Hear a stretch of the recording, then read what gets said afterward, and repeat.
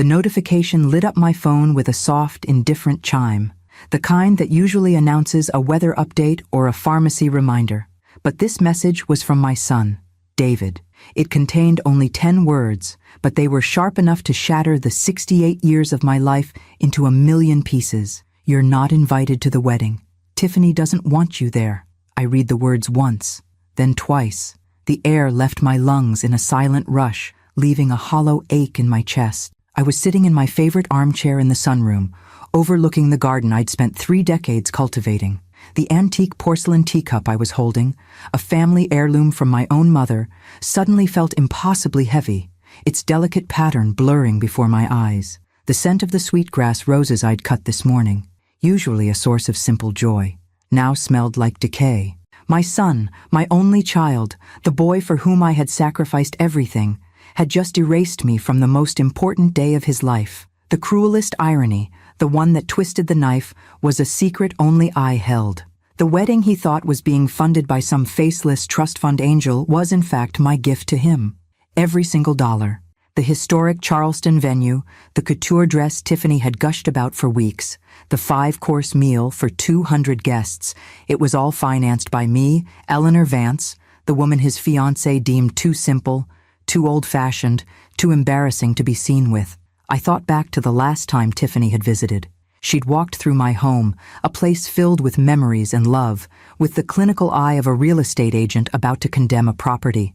She'd pointed to the sterling silver candlesticks on the mantelpiece, a wedding gift to me and my late husband, Robert. "Those are a bit dated, don't you think, David?" she'd murmured, loud enough for me to hear. "Our home will be much more modern. Clean lines." David, my David, had just squeezed her hand and smiled. "Whatever you want, honey." He didn't defend his father's memory. He didn't defend me. He simply erased his past to make room for her future. That was the first cut, a small wound that I had tried to ignore. I told myself she was young, that her ambition was just a different form of passion. I told myself my son was just in love. But this text message wasn't a cut. It was an execution. A cold clarity began to settle over the shock. I'd seen the bank statements for their joint account. I knew what they could afford. A backyard barbecue, perhaps. Not the grand ballroom at the Planters Inn, a venue so exclusive it was booked years in advance. I had secured it with a single phone call, leveraging a friendship with the owner that went back to before David was even born. Tiffany, with her obsession for status, had no idea that the power she craved belonged to the very woman she was casting aside. She saw a quiet widow in a modest Charleston house. She failed to see the architect of her entire fantasy life. My story isn't just mine, is it? It's a story many of you might recognize in your own families. If you want to see how this story unfolds and become a part of the justice that I knew had to be served, make sure you subscribe. You won't want to miss what I did next. The shock began to recede, replaced by something cold and clear, an iciness I hadn't felt since Robert passed away, leaving me alone to navigate the world. But he had taught me more than just how to tend roses. He had taught me how to be strong. I stood up, the teacup now steady in my hand, and walked to my late husband's study. I didn't cry. I didn't rage. I pulled out a black leather-bound ledger, a pen, and made a phone call. The call wasn't to my son. It was to my lawyer. My opening words were simple and calm. "Charles," I said, "we need to liquidate the Angel Fund. Immediately." On the other end of the line, Charles Griffin, my lawyer for over 30 years, was silent for a moment. Charles was one of the few people who knew the full truth about my finances. He had helped me set up the very first investment portfolio after Robert died, back when my hands trembled as I signed the papers. He'd watched me turn a modest inheritance into a fortress. He didn't hear a heartbroken mother on the phone. He heard a queen ordering her drawbridge to be raised. "Eleanor," he finally said, his voice low and steady, "consider it done. Are you certain? This is irreversible." "The text message I just forwarded to you was irreversible, Charles," I replied, my tone as crisp as an autumn leaf. "They have made their choice. Now I am making mine." I didn't need to say more. He understood. Business was business, and this was the most personal and therefore most important transaction of my life. I spent the rest of the afternoon in my garden. The familiar rhythm of pulling weeds and pruning the rose bushes was a comfort. The sun warmed my back, a pleasant sensation against the chill that had settled deep in my bones. With every weed I pulled, I felt as though I were clearing away years of self-deception. I had poured my life, my energy, my wealth into David, believing my love would be a shield for him. I see now it had become a crutch, one his fiancée was more than happy to kick out from under him. The smell of damp earth and blooming gardenias filled the air, the scent of my own life, a life I was finally reclaiming. Meanwhile, across town, the first cracks in Tiffany's perfect facade were beginning to show. I found out later that the first call came from the wedding coordinator at the Planters Inn, a polite but firm woman named Beatrice. "Mr. Vance," she'd said, her voice dripping with professional regret.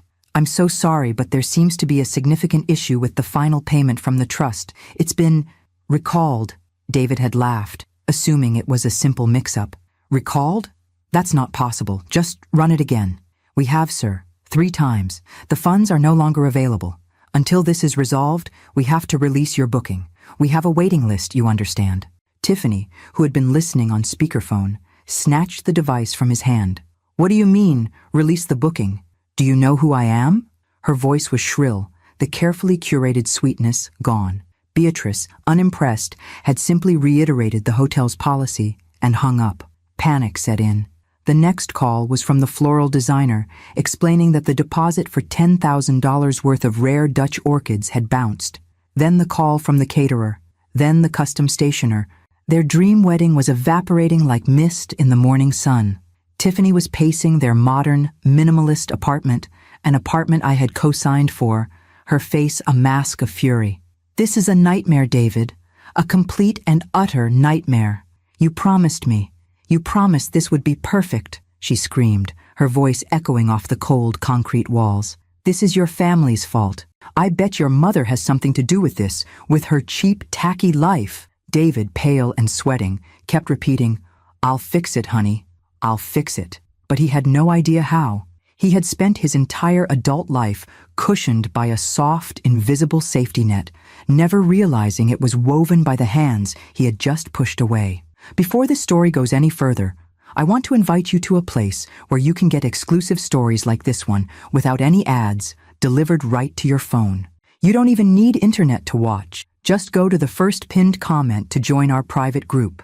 Desperate, out of options, and with Tiffany's accusations ringing in his ears, David finally did the only thing he knew how to do when his world fell apart. He scrolled through his contacts, past the name Tiffany with its heart emoji, past his fancy new friends, and stopped on a name he hadn't dialed in weeks.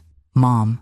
The phone began to ring, its sound cutting through the serene quiet of my study, where I sat watching the sun set over my garden. I looked at the screen, at my son's name glowing there, and for the first time in a very long time, I smiled. I watched my son's name flash on the screen, the vibrations buzzing against the polished mahogany of Robert's old desk. Each pulse felt like a desperate heartbeat. His, not mine. My own was steady even. I let the call go to voicemail. It was a small act, but it was the first boundary I had drawn in 40 years. The silence that followed felt richer and more profound than any conversation we'd had in recent memory. A few moments later, the voicemail icon appeared. I pressed play, putting the phone on speaker, the sound of my son's voice filling the quiet room. Mom, are you there? Pick up.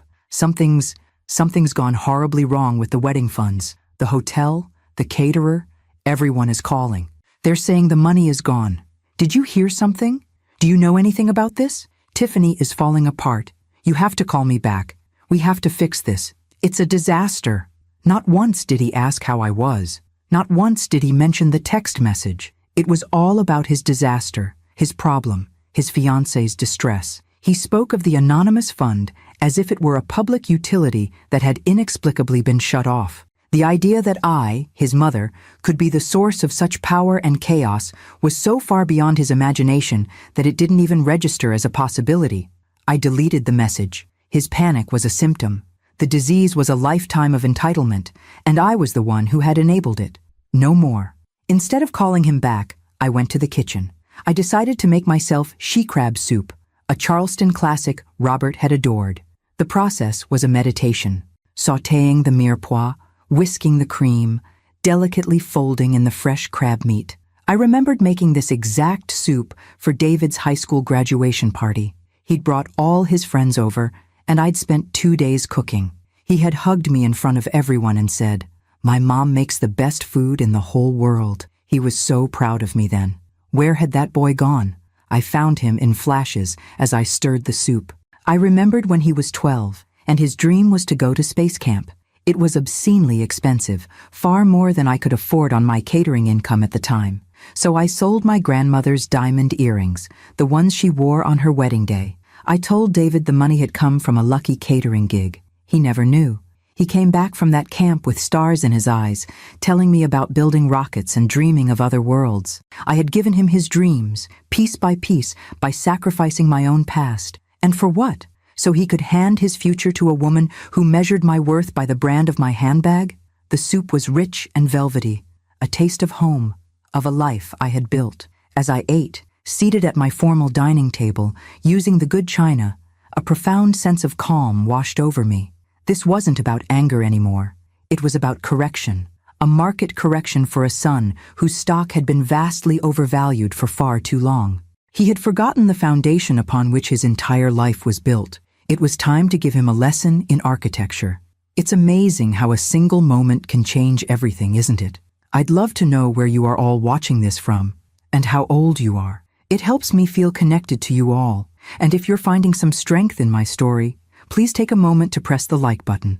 I finished my meal and walked back into the study. On the wall was a framed photo of Robert and me, taken the year we bought this house. We were so young, our faces full of hope. Robert had his arm around me, and we were both covered in paint, laughing. He believed in building things that last, strong foundations, solid structures. He had left me this house, this legacy. My son and his fiancée saw it as a relic. They would soon learn it was a fortress, and its queen was finally ready to go to war. The next morning, I awoke before the sun, a sense of purpose humming in my veins. The initial sting of betrayal had faded, replaced by the cool, clean resolve of a surgeon before a delicate operation. I wasn't just removing a tumor of entitlement. I was reconstructing a family's moral compass, even if it meant cutting away the parts I once held most dear. My first call of the day was to Charles. He picked up on the first ring. "Eleanor," he said, his voice already alert. "I've been reviewing the trust documents. Everything is in order. The withdrawal is clean. What's our next move?" "Our next move, Charles," I said, walking over to the large oak filing cabinet in Robert's study, "is to build a fortress. I want a complete audit of every dollar I have ever given David. Not just the wedding fund, the down payment on his first car, the tuition for his MBA, the money I loaned him for that disastrous tech startup 3 years ago. I want it all documented, itemized, and accounted for." "That's a significant undertaking," Charles cautioned. "It will take time, and it could be seen as aggressive." "Aggressive is a word people use when a woman finally demands the respect she is owed," I countered, pulling out a thick, dust-covered folder labeled Vance Personal Loans. They saw me as a bank. It's time for the bank to call in its debts. "I also want you to draw up papers to place all my primary assets, including this house and my investment portfolios, into an irrevocable trust, with you and a neutral third party as trustees. I want it done by the end of the week." Charles let out a low whistle. "You think they'll try to have you declared incompetent?" It wasn't a question. Tiffany is a cornered animal, and David has never stood up to her in his life. They will get desperate. They will get ugly. I, however, will be prepared. After the call, I spent hours poring over 2 decades of financial records. It was a painful archaeological dig into my own life. Each bank statement, each canceled check, was a fossil of a sacrifice I had willingly made. Here was the $20,000 wire transfer for his business school deposit, sent just 3 months after I had to sell Robert's beloved sailboat to stay afloat. Here were the receipts for the designer suits I bought him for his first job interviews, while I was still wearing a winter coat that was 10 years old. The deeper I dug, the clearer the pattern became. It wasn't just that I gave, it was that he, and later they, took. There were the recurring credit card bills I'd paid off, filled with charges for lavish dinners and weekend getaways. The casual requests for a little help with the rent on their expensive apartment, always framed as a temporary setback. I had mistaken my son's dependency for affection. I had funded his lifestyle, believing I was funding his happiness. The truth, laid bare in black and white, was that I had been funding his weakness. My phone buzzed again. Another voicemail from David. His voice was different this time. The panic was gone, replaced by an angry, entitled edge. "Mom, I don't know what kind of game you're playing, but it's not funny. Tiffany is crying her eyes out. This was supposed to be the happiest time of our lives, and you've ruined it, all because you weren't the center of attention. I'm coming over. We are going to talk about this, and you are going to fix it. I mean it." I deleted the message without a flicker of emotion. He wasn't coming over to talk. He was coming over to demand. He still believed he was in charge. He still believed I was the same soft, yielding mother who would do anything to soothe his troubles. But that woman was gone. She had died the moment I read that 10-word text message. In her place was someone else, someone he had never met, someone who understood that sometimes the only way to save someone from drowning is to let them touch the bottom first. An hour later, David's expensive German sedan screeched to a halt in front of my house. He stormed up the walkway, his face a thundercloud of righteous indignation. He didn't bother to knock, simply throwing the door open, as he had since he was a boy coming home from school.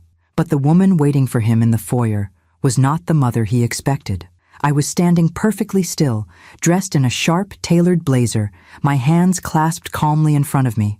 The air in the house was cool and silent. "What is this, Mom?" he demanded, his voice echoing in the entryway.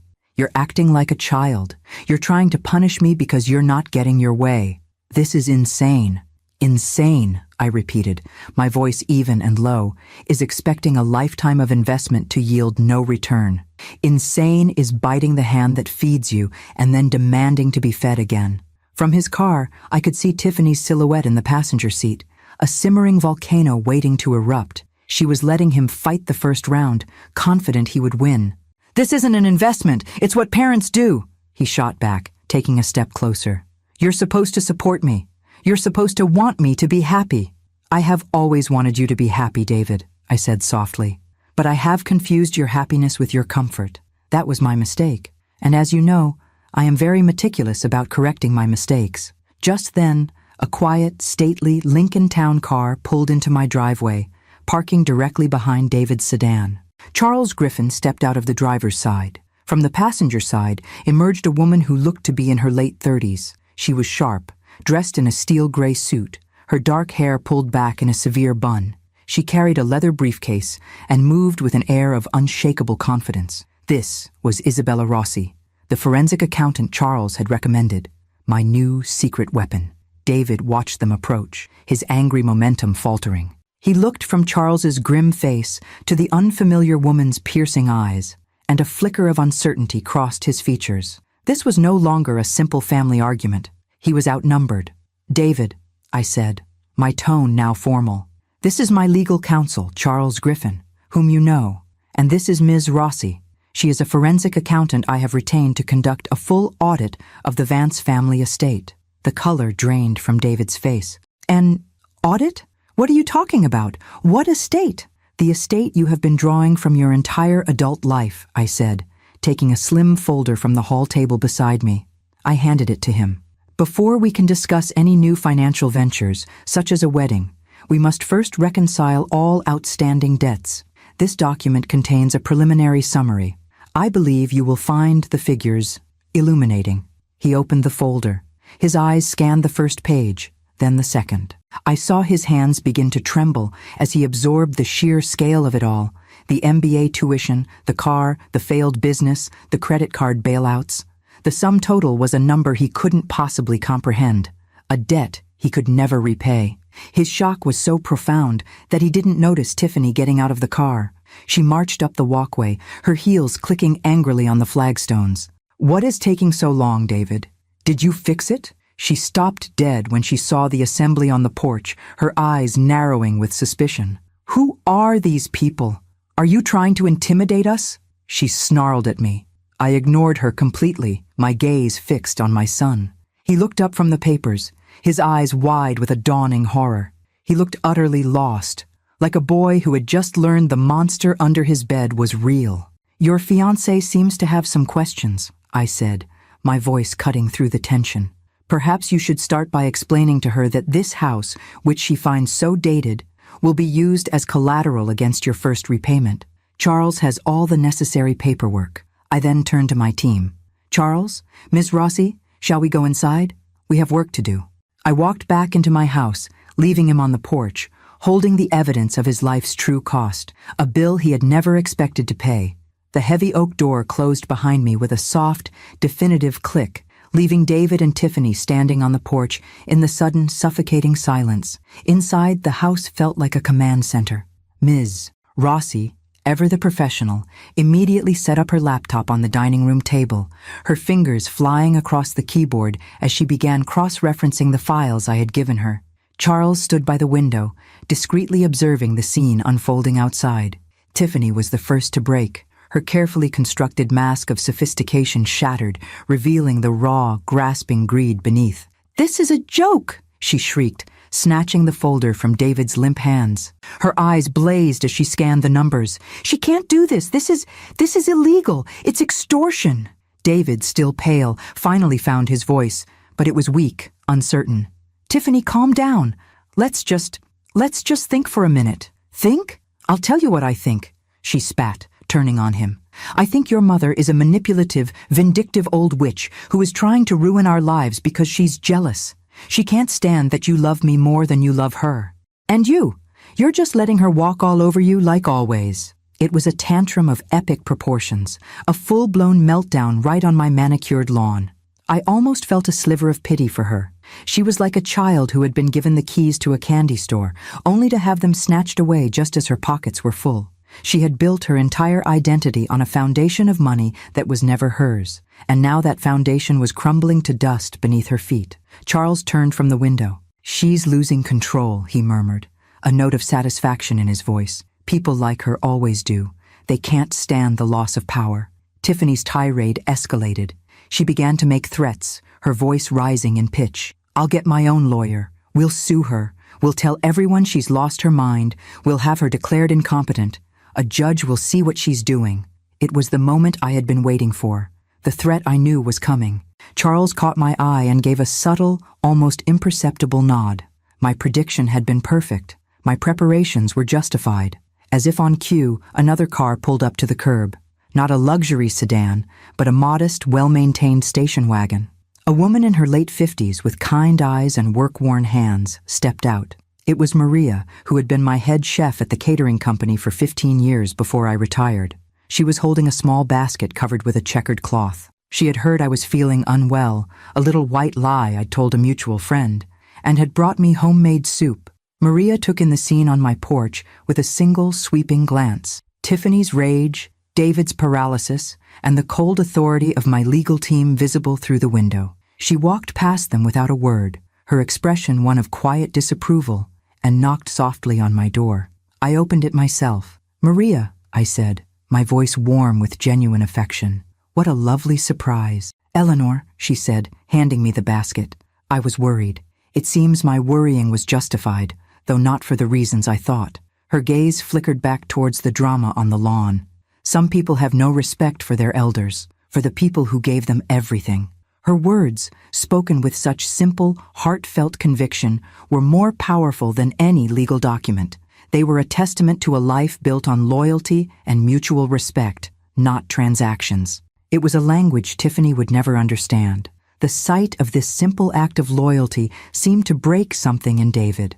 He looked at Maria, at the soup basket, and then at me, and for the first time, a flicker of shame appeared in his eyes. He was seeing me not through Tiffany's lens of contempt, but through the eyes of someone who truly knew me. The image was clearly not aligning.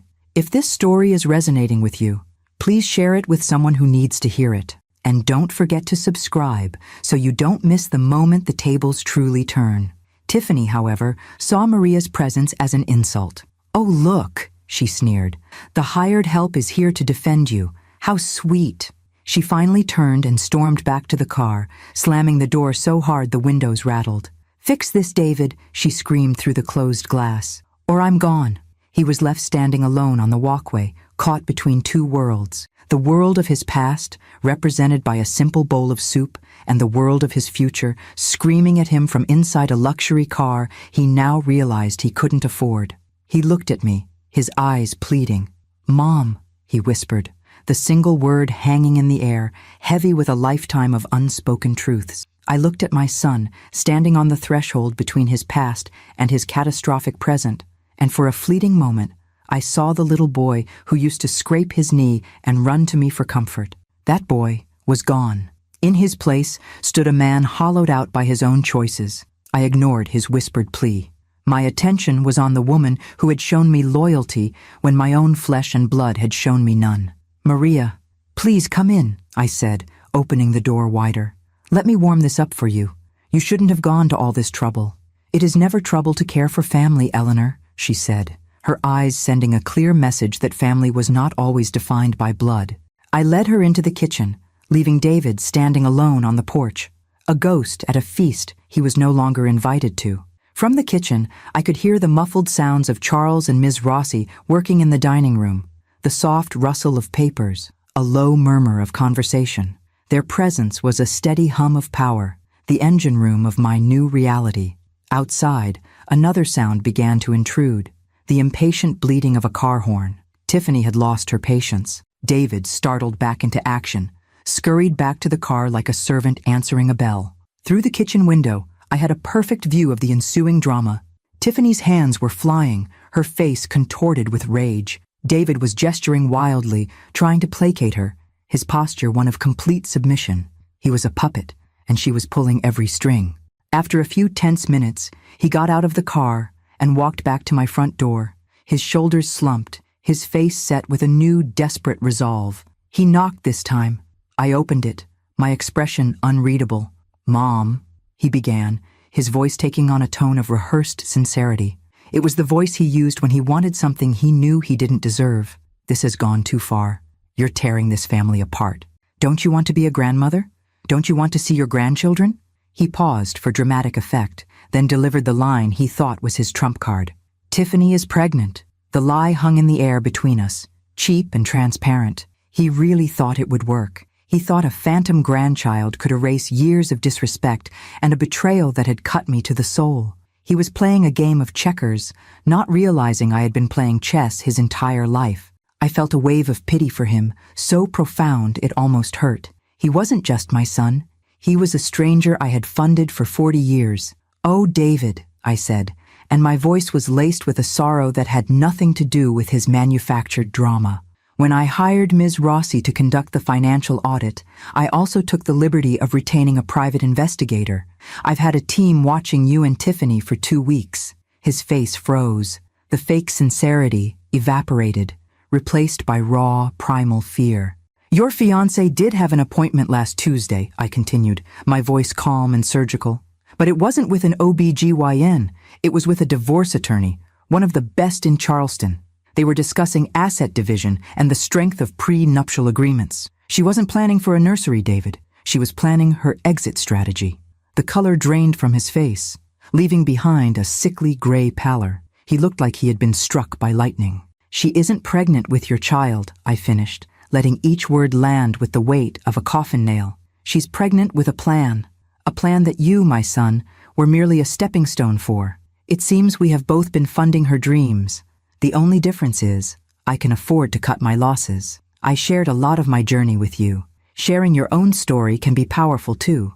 If my story inspires you, share it with just one person who needs to see that it's never too late to reclaim your power. And be sure to subscribe so you're here for the final lesson." I didn't wait for a response. I didn't need one.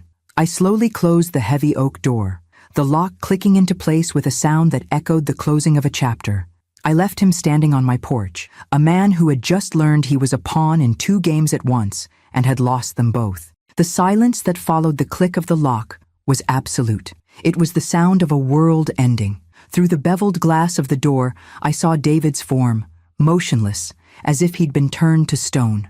The truth had finally landed, not as a sharp blow, but as a slow-acting poison, paralyzing him from the inside out. He stood there for a full minute, a man stripped bare of all his illusions. Inside, Maria looked at me, her eyes filled with a deep, knowing sadness.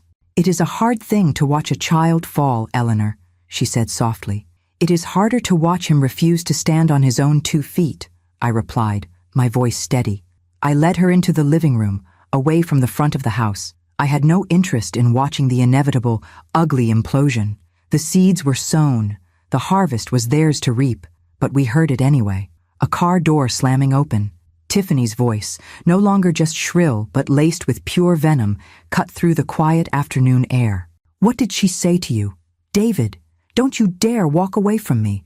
"What was that about a private investigator?" David's reply was lost, a low, broken mumble. Then we heard the unmistakable sound of a slap, sharp and vicious. It was followed by a torrent of abuse from Tiffany, a litany of insults and accusations. She was calling him weak, a mama's boy, a failure. She was dissecting his character with the same ruthless efficiency she had once applied to planning their wedding menu. She was not just leaving him, she was scorching the earth behind her. Finally, the screech of tires peeling away from the curb, a sound that signaled the end of their toxic union. Charles walked into the living room, holding a single sheet of paper. "Ms. Rossi has the preliminary numbers," he announced, his face impassive. "The amount of money Tiffany has spent in the last 6 months alone on personal luxury goods, charged to credit cards you ultimately paid off, is staggering. Designer bags, shoes, spa treatments. She was building a new life on your dime long before she planned on building one with your son." He handed me the paper. The number at the bottom was obscene. It wasn't just the cost of a wedding, it was the cost of my blindness. I looked at the figure, not with anger, but with a strange sense of liberation. This was the price of my freedom. I had paid it in full. "Charles," I said, folding the paper neatly and placing it on the table, "I want to pivot. The audit will continue, of course. Debts will be settled. But my focus has changed. I want to start building." "Building?" he asked, a curious brow raised. "My husband, Robert, always wanted to establish a scholarship for promising young architecture students here in Charleston. He believed in creating things that were both beautiful and functional, things that would stand the test of time. He believed in legacy." I paused, looking at the portrait of him on the mantel. "This money," I said, tapping the folded paper, "this monument to vanity and greed, we are going to transform it. We are going to create the Vance Foundation. It will fund the dreams of young people who want to build, not just take." A slow smile spread across Charles's face. "Now that, Eleanor," he said, "is a legacy. That is how you win."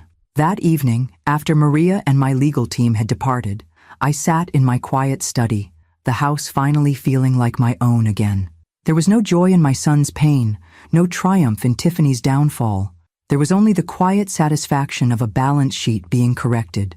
I had spent a lifetime building a fortune in secret, not for power, but for security, the security of my son. I see now that true security isn't a wall of money, it's a foundation of character. David's was built on sand. My phone rang. It was an unknown number. I hesitated, then answered. "Is this Eleanor Vance?" a young, professional voice asked. "It is. My name is Susan Miller. I'm a reporter with the Charleston Gazette. I've just received a rather unusual tip. It's about the cancellation of a very high-profile wedding and a story about a secret benefactor. I was hoping you might be willing to comment." I leaned back in my chair, a genuine smile touching my lips for the first time all day. The public climax I had envisioned was no longer necessary. The consequences were rolling out on their own, faster and more thoroughly than I could have planned. "Ms. Miller," I said, my voice clear and strong, "I believe I have a much better story for you. It's about a new foundation, a husband's legacy, and the beautiful things that can be built when you clear away the rubble." The next morning, the story broke. It was the front-page feature of the Charleston Gazette's lifestyle section, complete with a tasteful file photo of me and Robert from a charity gala years ago. The headline was a masterpiece of journalistic elegance, from betrayal to beneficence. Local widow turns private pain into public promise. Susan Miller had written the story with extraordinary skill. It was never explicitly stated that David had uninvited me. Instead, it spoke of a deeply personal family matter that had prompted me to reevaluate my philanthropic priorities. It detailed the sudden cancellation of a lavish wedding, funded by a mysterious benefactor, and juxtaposed it against the announcement of the Vance Foundation. The article painted me not as a scorned mother, but as a formidable matriarch in the grand Charleston tradition, a woman of quiet strength, immense dignity, and hidden financial power who had decided to invest in her community's future rather than in a fleeting celebration. The story was devastatingly effective. It didn't need to sling mud. The contrast between Tiffany's reported dream wedding and the Foundation's noble mission did all the work. It mentioned the Dutch orchids and the couture dress in the same breath as scholarships for underprivileged youth. It turned Tiffany from an object of envy into a symbol of tacky, materialistic excess. She wasn't just a bride-to-be who had lost her funding. She was the Marie Antoinette of the Charleston social scene. The phone started ringing before 8 a.m. It wasn't David. It was people I hadn't spoken to in years, old friends of Robert's, pillars of the community, heads of local charities. They weren't calling to offer condolences. They were calling to offer congratulations and support. By noon, Charles informed me that 3 prominent local families had already pledged significant donations to the Vance Foundation. They wanted to be associated with my name, with my story. I had become a symbol of integrity. The fallout for David and Tiffany was swift and brutal. I heard from Maria, whose network of friends in the service industry heard everything, that Tiffany had been effectively excommunicated. Her friends stopped answering her calls. The boutique where she'd ordered her dress allegedly leaked details of her diva-like behavior. She had built a world based on appearances, and overnight, her appearance was ruined. For David, the consequences were more profound. His firm, a conservative wealth management group, was deeply image-conscious. The story of his family's implosion, implying a son who would cast aside his own mother for a fiancé's extravagant tastes, was not the kind of publicity they appreciated. Charles later informed me that David had been encouraged to take an indefinite leave of absence to handle his personal affairs. He had lost his fiancée, his wedding, his mother's money, and now his career, all in the span of 48 hours. He had hit the bottom I knew he had to find. 2 days later, I held the first preliminary meeting for the Vance Foundation in my home. The dining room table, where Ms. Rossi had recently dissected my family's finances, was now filled with Charleston's brightest minds, the dean of the university's architecture school, a celebrated Gullah artist, and a retired judge known for his work with at-risk youth. They didn't see a simple old woman. They saw a peer. They saw a leader. As I outlined my vision, using Robert's old notes and my own fierce determination, I felt a sense of purpose so pure it was almost dizzying. This was real power, not the power to buy things, but the power to build them. That evening, I was in the garden, watching the fireflies begin to dot the twilight air, when I saw him. David was standing at the edge of my property, just beyond the rose bushes, looking towards the house. He was thinner, his expensive suit rumpled. He didn't approach the door. He just stood there, watching the lights in my house, a shipwrecked sailor staring at a lighthouse he knew he couldn't reach. He was holding a copy of the newspaper. I didn't go out. I didn't call to him. The next move had to be his, and it couldn't be a demand or a plea. It had to be an act of true repentance.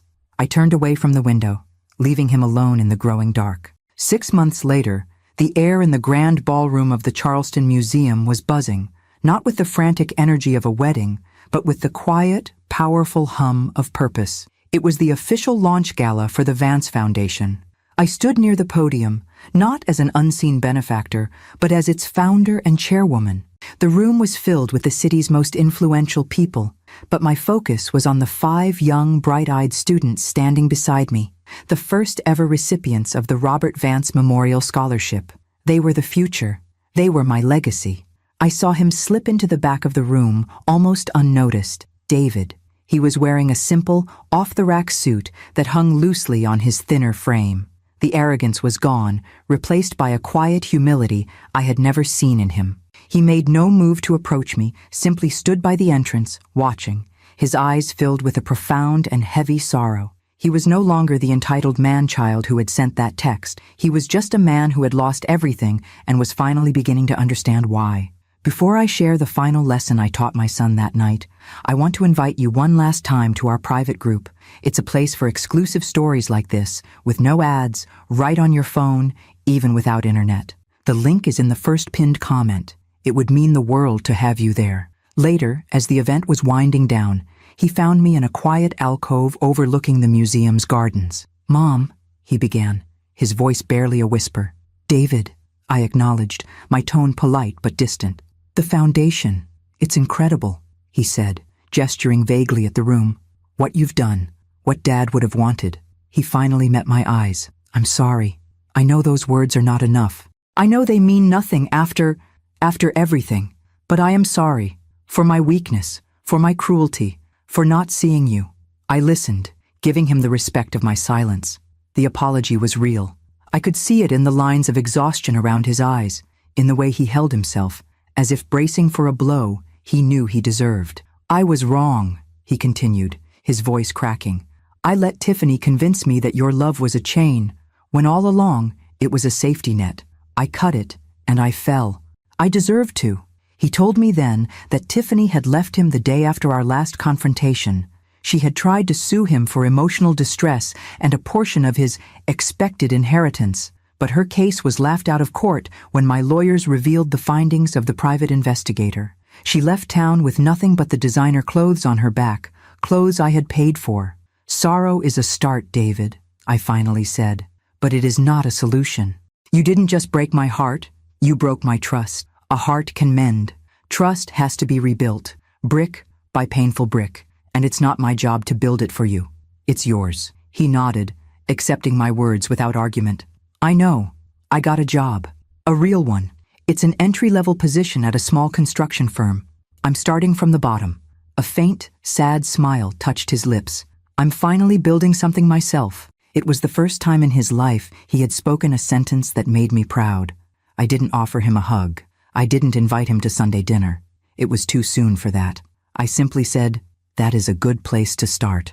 I turned and walked away, back to my guests, back to my new life. The path to redemption was his to walk alone. Perhaps one day it would lead him back to me. Perhaps not. My peace was no longer dependent on his journey. My real family was in that room now. The students whose futures I was helping to build, the community I was strengthening, the legacy of my husband I was honoring. I had found my true purpose, not as a mother cleaning up her son's messes, but as the architect of my own destiny. If this story moved you, please share it with someone who needs a reminder of their own strength.